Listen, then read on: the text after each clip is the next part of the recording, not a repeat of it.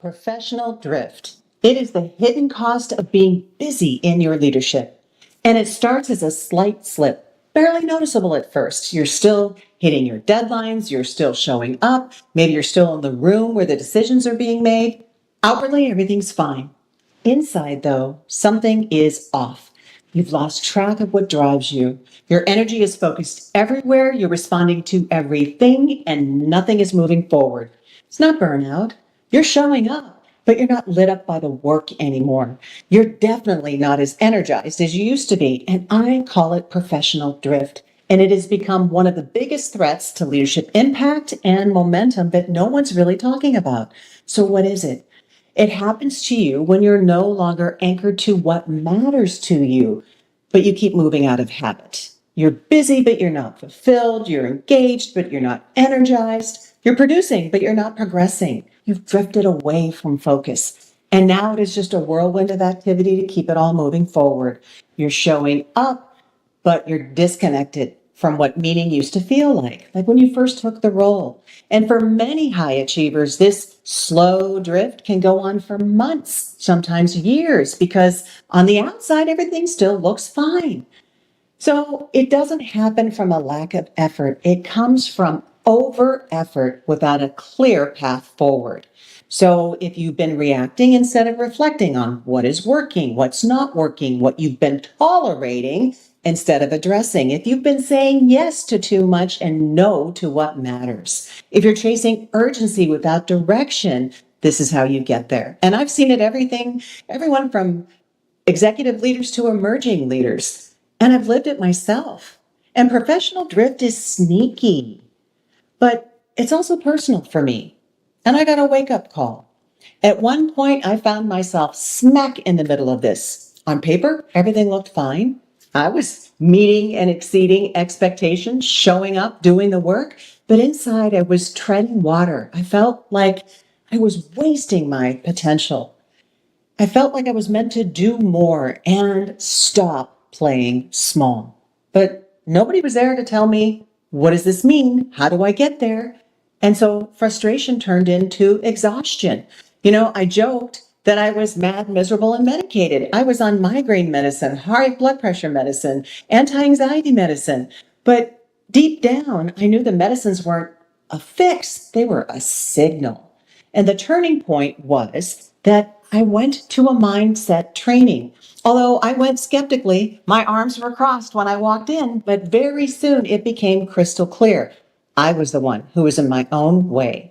The way I was thinking was feeding the stress. And that is when something cracked wide open. And I knew, even though I was in the way, I also had the answers to get back on course because drift had pulled me out of meaning in my work.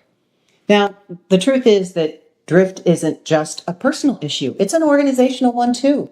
Because when your leaders drift, so do your teams. When priorities blur, performance follows. When clarity fades, retention falters. If your team is scattered, if succession planning has stalled, if your high performers are quietly disengaging or quiet quitting, then this is an organizational problem. Now, clarity is the antidote to drift. And I help leaders navigate drift with clarity with something I call the clarity compass. And it's not about doing more. It's about making the right moves for the right reasons, what I call clear moves. And we ask 5 essential questions. Why, what, who, how, now. And it is the foundation of the Clarity Edge philosophy, where mindset meets movement. And strategy gets really personal because leadership without clarity is just motion, and motion without intention eventually leads to drift. So, why? Why is your leadership meaningful to you? Why are you doing what you're doing? Okay? If you've got a decision to make, then you want to make sure that you are aligned with meaning. What?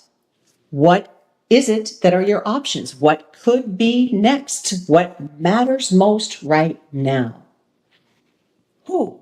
Who can help you? Who can help you get to where you want to go? How? How could it happen? If you think logically, if you map it out on a piece of paper, what could the strategies look like to help get you there? And then now, what is your first action step? What is it that you can do and commit to doing within the first 48 hours? That is how you get momentum. So if you are hearing this and you're thinking, ooh, this might be me, it's okay.